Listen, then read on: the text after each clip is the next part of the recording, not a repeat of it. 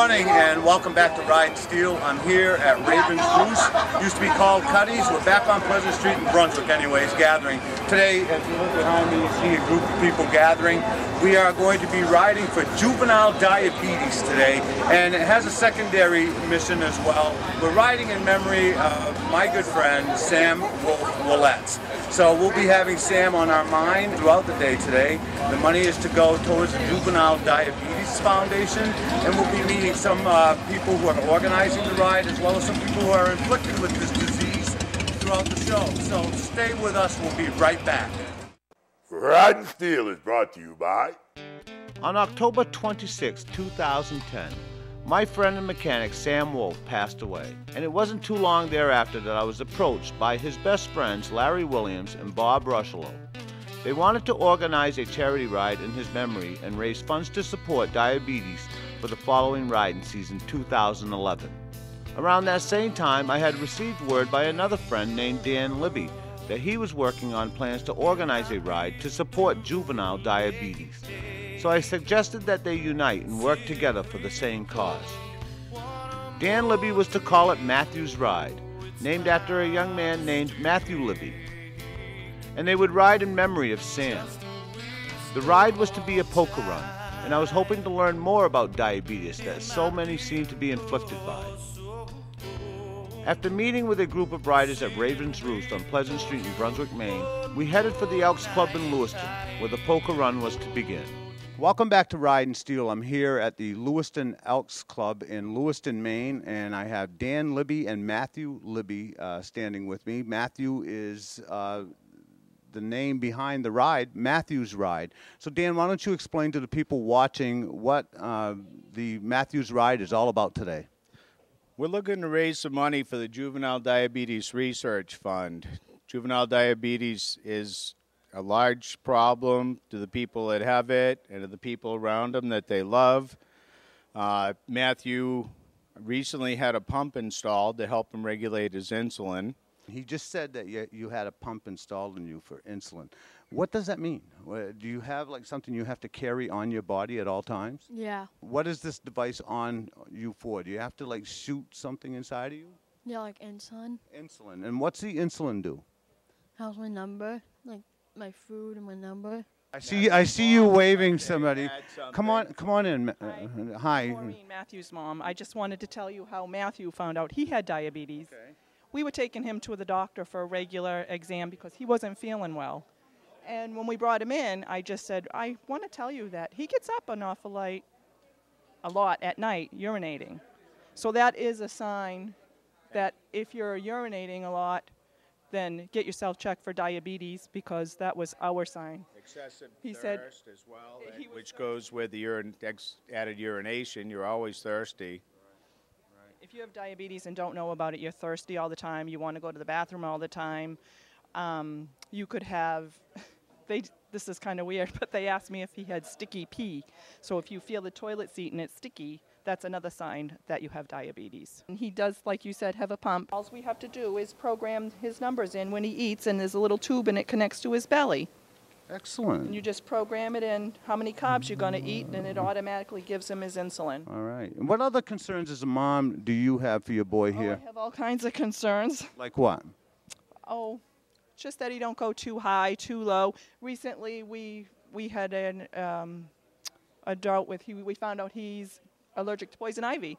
With diabetes, that was real severe. We ended up in the hospital with him because he was vomiting, and you just worry all the time. What's gonna go on? Is he gonna be too low? Is he gonna be too high? Is he gonna be sick? Because all these concerns when you're a diabetic, you have to worry about.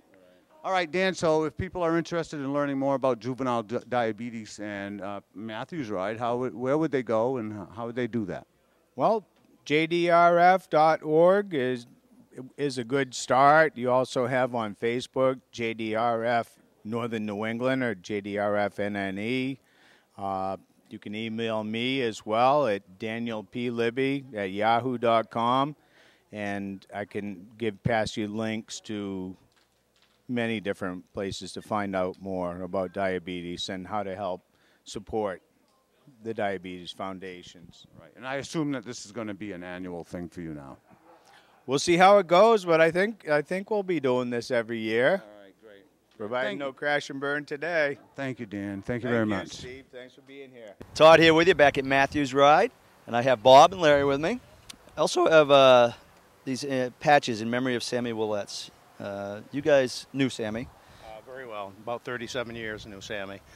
For those people who don't know who Sammy was, and the name's legendary in the motorcycle community in this area.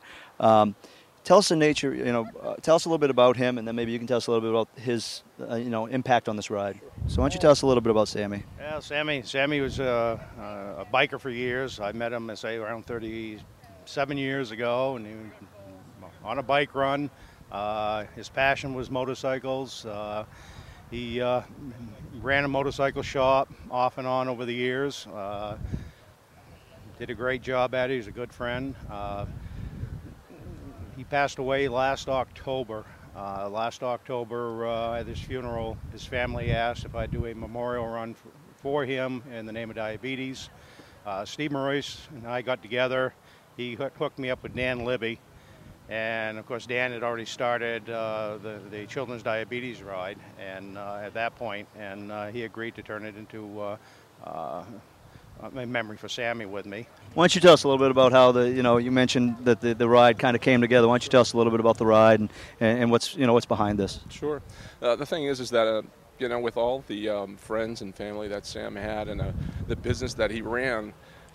He liked to help people more than he did, unfortunately, collect enough money. And ultimately what happened is he passed away, and there's still an outstanding debt to the funeral home. So what happened is I spoke with Larry, and we decided, also talking with Tammy, Tammy's wife is right here with us, and we had the memorial patches made, and all proceeds are going to continue paying for that, for his funeral costs. So. You slid in, and I'm sorry, and explain to us who you are. My name is Tammy. I was married to Sam. He was my husband. I was with Sammy for 16 years. We had been married just over a year when he passed. He filled my life. I couldn't have asked for anybody better. What does an event like this, and with the people around you like you have right now, and the gentlemen sharing the kind sentiments that they have, what does something like that mean to you? And obviously it's a difficult thing for you, but it means a great deal. Sammy had a lot of friends. Sammy was a friend to a lot of people, and for them to do what they're doing means the world to me. And obviously, unfortunately, it's memorial for him, but there are a lot of, Steve was talking to people inside. There are people that are constantly battling disease such as diabetes. So Sammy was one of those people. Yeah. He was insulin dependent for the last 10 years.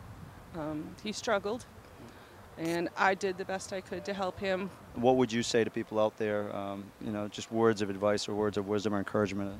I would tell them, please follow what your doctor tells you. If they put you on a diet, stay on that diet. I appreciate taking the time to talk to us. Thank you. Thank you very much for your words. Bob, thank you. And we'll be back. Back here at Matthews Run, we may have Matt Dubinsky. Matt? Hi, nice to meet you.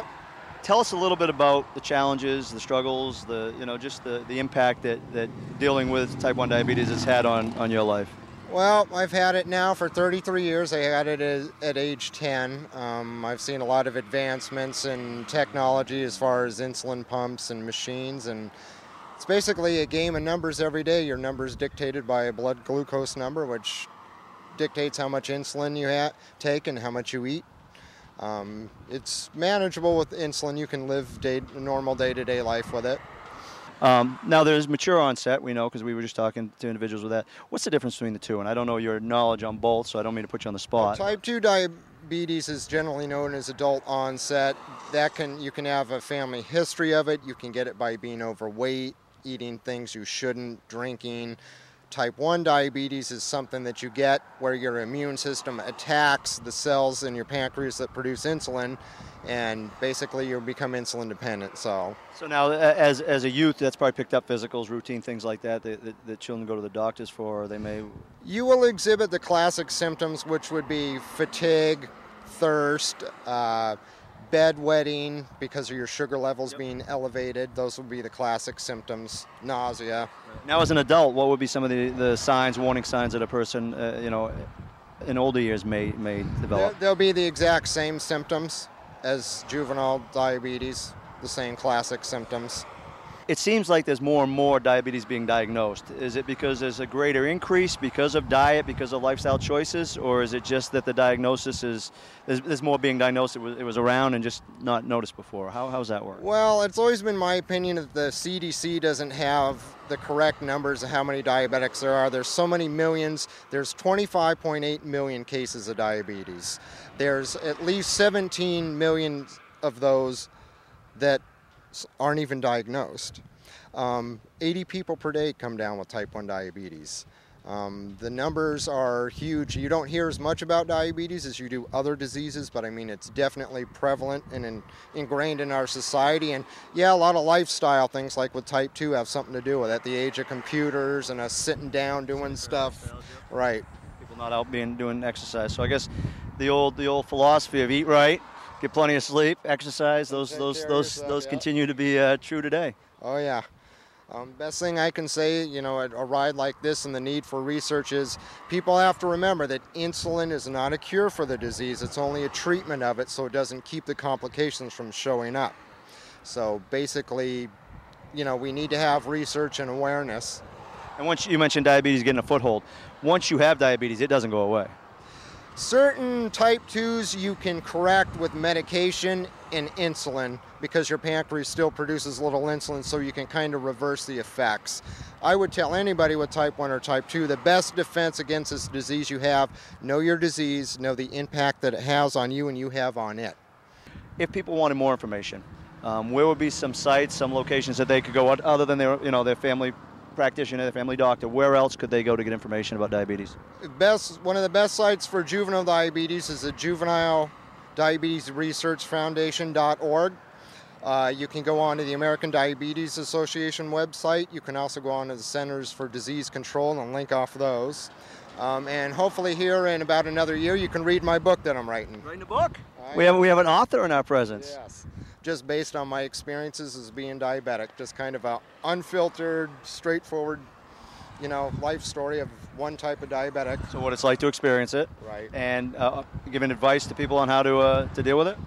Yeah, basically I'm going to kind of try to push the awareness. Diabetes is a triangle. Insulin, diet, exercise, each point on the triangle affects the other. So I'm going to actually make it into a square and add education to that, because the more educated you are on your disease, the better chance you have of keeping the complications away. Certainly education is something I support, so I appreciate that. I wish you best of luck in your book, and I appreciate you taking the time to talk to us. Thank you much.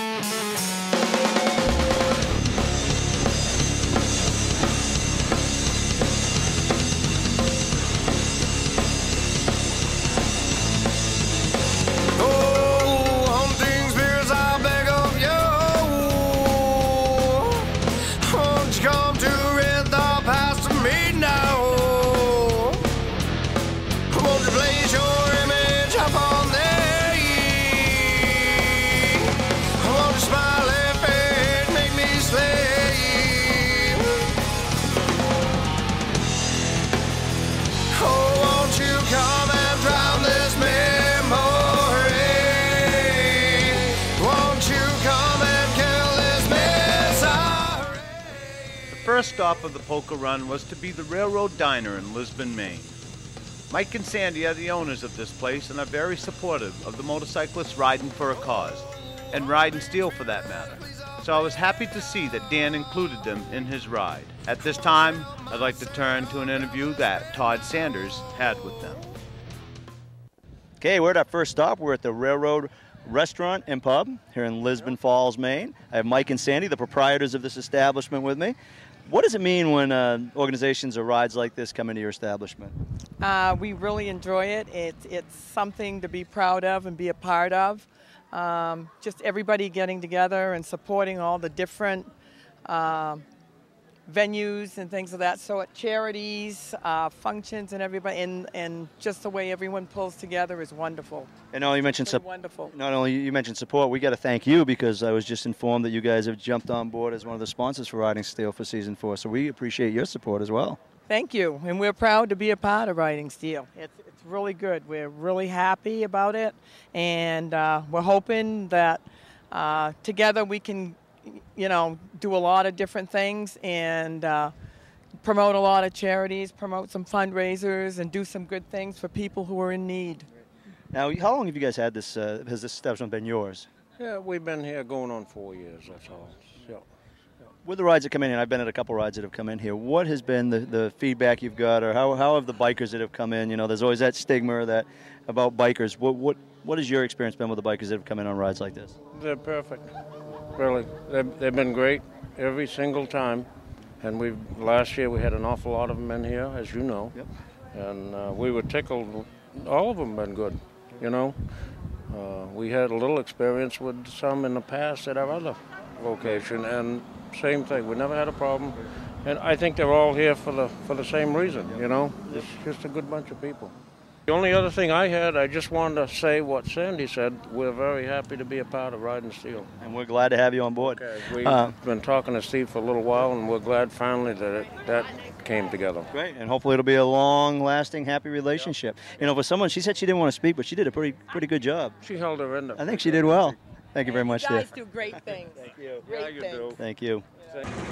So did you guys already get your cards? Yeah? We're the first one sitting at the table. So what kind of hand are you getting so far? Actually, she picked me an ace. And then she would have had a pair, but they put the number on the wrong sheet. But that's okay. It works out. So this is your lucky card drawer right there? Yeah, she should be in there doing all the cards. Really? That'd be fun. What's your name, buddy? My name's Scott. Where are you from? From Monmouth. Grew up in Lewiston. Though. Nice to meet you. Nice to meet you. What's your name? I'm Jim. And where are you from, Jim? From Monmouth. You playing poker? I am. And how you doing? I got a pair of fives. All right, can I get you to look in the camera?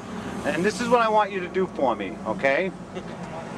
I want you to introduce yourself, say your name, where you're from, and you're watching Riding Steel. Can you do that? My name is Katie Liberty. I'm from Monmouth, Maine, and I'm watching Riding Steel. Our next destination was the Elks Club in Brunswick, Maine, which provided Steve the opportunity to do what he does best, mingle and chat with random participants at the events we cover. At this particular stop, Steve was able to talk with Sam Wolf's daughter, Samantha. Because I've known Sam for many, many, many years, and I never, ever met you. Really? Yeah. I even lived with him for a while. Yeah. Yeah. So you don't remember me, do you? You look familiar, but name no. Right. Well, my name is Steve. Hi, Steve. I'm Sam. And you even have his name, right? Yes, I was supposed to be a boy. Never You were. picked out a girl's name. He swore it was a boy. And when I showed up, he had to figure something out, so I went from Samuel to Samantha. Oh, there you go. Samantha's a pretty name. I like that name. So, did you hang out with your dad a lot? No, not really. Yeah. We didn't meet till I was 17. Oh, Yeah, really? the year I graduated, he came to Rhode Island and introduced himself to me. And If you don't mind sharing my that. mom and dad got divorced when I was 3. Yeah? And Dad went off to do his thing, and he ended up here in Maine. And I bided my time, put the word out that I wanted to meet my dad in September of '85. And he showed up Super Bowl Sunday of '86, where I was working. And did you guys maintain a good we've relationship from maintained- there on? Oh, yeah. I lived with him for a while. He was there the night my son was born. Yeah. He was in the room with me. He was Right. my coach. And So it all turned out good? Oh, yeah. Oh, yeah. Rider from Virginia here with us today. Suffolk, Virginia, yeah. And what are you saying now? You got people following our ride? Absolutely, on my Facebook page. I went around and I collected donations to come up. That's right, you were the guy that... Yeah, so I got quite a few donations, so I have a lot of friends that are following me on Facebook, so I'm sending them pictures from each stop. Did you achieve your goal? You wanted to raise $1,000. Actually, I got $1,688. Yeah! I was excited. Yeah. Thanks to all my friends back in Suffolk. I appreciate your help. Excellent. That's good work, huh, Dan? Oh, man, Trent is the man. Yeah. He left at 5 o'clock yesterday morning, and he got here, what, about 10? 9:30. Perfect. Somehow he was able to manage an average speed around 52 miles an hour. That includes stopping for lunch. Right. Through the rain and all the friggin' tourists. Yeah. Yeah, there were a lot of tourists heading north. Yeah, and you're one of them, though. Yeah, I am now. He's on a mission. That's right. This is a mission from God. Yeah.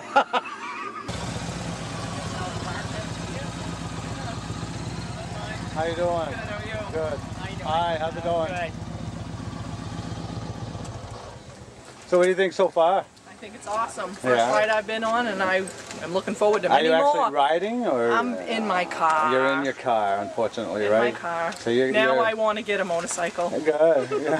You should. My husband and I used to do it all the time, but had kids and put the motorcycle aside. Yeah. Now we're ready to get it back. Yeah, I've been that route too. Yeah. But we all need time for ourselves That's also, right. Yeah, well, Get thank back you. to the fun. Yeah, have a nice one. My name is Samantha Tardif. I'm from Brunswick, and you're watching Matthew's Ride. Steve Marois for Ride and Steel here. I want to cut away from Matthew's Ride just for a couple of minutes and introduce you to Steve LaPointe. He's working on an event that's going to occur at Mike's Water Street Grill in Gardner, Maine on July 29th. Please tell us about this event. Well, Steve, thanks for having me. July 29th, as Steve said, from noon to 7 p.m., we're having a ride-in event. And our hopes is to grab a lot of the event organizers and the groups that typically go out and do their own thing on the weekends to come in and see us. Come in and relax a little bit. We've got 3 bands, Emerald Sky, Twice Shy, and Bad Penny, that'll be playing from noon until 7 p.m. We've got raffles. We've got auction items. We've got a mechanical bull that's going to be on site. And the whole object behind this is to raise money for a number of different charities, correct? We are. We're trying to make this the largest single-day charitable event in Central Maine. And the only way that we could really do that is bring in the masses to make it a success. We're hopes to raise between $5,000 and $10,000 that day to go to charity. And the thing for us is they're all charities within the biker community. Everybody that, we as a destination, we get a lot of events that come in, they do their thing, they leave. 2 or 3 on a Saturday afternoon. So this is kind of our way to give back a little bit to them and also raise money at the same time. Perfect. Sounds good to me. This all happens on July 29th at Mike's Water Street Grill in Gardner, Maine. Hope you'll join us. Dan and Holly Libby here to my far right. And I just wanted to do pretty much a wrap-up for the show here. How did you feel everything went today, Maureen? I think it went very well. Very well. Had a great time. Okay. And Dan, you put a lot of work into this, right? And yeah, and I just wanted to get a feel for how you felt the turnout was, how you felt the ride went, and how everything's going now. Oh, the turnout was great. We had about 70 bikes, probably about towards 100 people showed up. I think it went really well. Like Dan was saying, it was our first ride. So, yeah, there was some hiccups, but we got by it. Just doing the everyday paperwork and emails and whatever. But, hey, it's for a great cause. I think everyone is having a great time. And personally, I can't wait to do it again next year. And, we move forward from this. It's just been great. Personally, I learned a lot about diabetes today. And, that's what I love about attending all of these different rides that we go on each weekend. I learned so much about so many different causes that people are so inspired to go through all this trouble to raise money for. 13 years old and you got a ride named after you. What's that feel like to think that a bunch of motorcyclists are gathering together, to ride in your name? Good. Yeah. Fun. Yeah. He's short on words, right? I mean, that's okay. That's all right. First time on a bike today. Yeah, and how was that for you? Good. Yeah, did you have a good time? Yeah. Cool. I love it. Well, listen, I want to also mention to the people watching that Dan and Holly Libby are sponsors for the show also of Ride and Steel, and we really appreciate your support. You've been to a lot of the events that I put together myself and many other rides in support of all the bikers. And, as a businessman, why, do you think it's wise to support Ride and Steel, Dan? Ride and Steel reaches an audience of people that care, kind of people we'd like to have coming into our shop in South Portland. You do a great job promoting, showing the good side of motorcycling. And there's a lot of good, hard-working people today. Everybody has to work hard to afford to pay for their rides and enjoy life as we see it as individuals in America. And but it is a lot of fun what we do. It's a job, but man, it's one of the best jobs I've ever had, Dan. I got to tell you, I get to meet thousands of people, interesting people that care about other people, and it just makes it all so worthwhile. So thank you guys very much for being here. Thank you, Matthew. Thank you, Holly and Dan, for all you've done. You and all your crew do a great job. You, Todd, everybody. It's just incredible. It's really good to see how well you're doing. We want to get behind you and just keep this going because you guys got the momentum now. So join us each week on Ride and Steel. Go to my website, rideandsteel.com, and register as a member so that we can send you email blasts letting you know what we're up to next and keeping you involved with all the various charities that we try to support out there. So see you next week, folks.